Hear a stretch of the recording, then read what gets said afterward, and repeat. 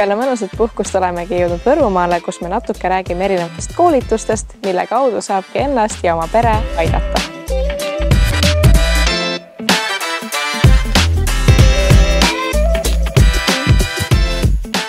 Herbaatika on taimede ja looduse süvatundmise kunst.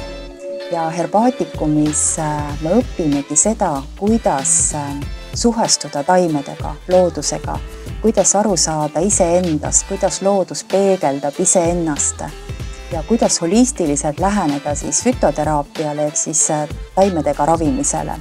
Ja meil on herbaatikumis mitmed kursused, on siis 3-aastane kursus, kus me ravin taimed ja tervishoide, kus me õpime siis väga-väga sügavalt tunnetama ravin taimi ja siis neid ka enda heaks kasutama. Siis on praktiline kursus, kus me õpime tegema erinevaid loodusrohtusi ja on olemas ka e-kursused, kus inimesed saavad iseseisvalt siis läbida sellise õppe, kus on siis väga hea vaadata nii pildis kui ka laadida endale materjale ja siis ka kaugelt Eesti nurgast õppida Eesti taimi tundma.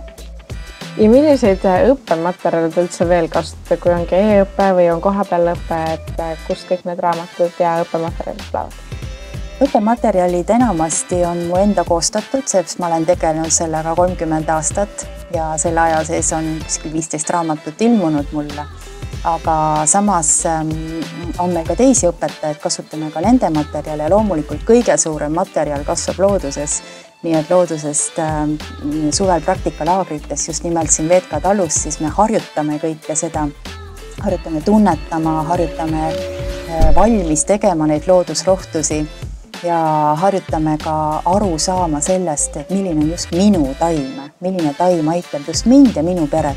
Ehk siis meie kooliõppe on suunatud eelkõige siis iseenda ja oma pere tervendamise läbi loodusteraapiate, eelkõige siis taimeravile.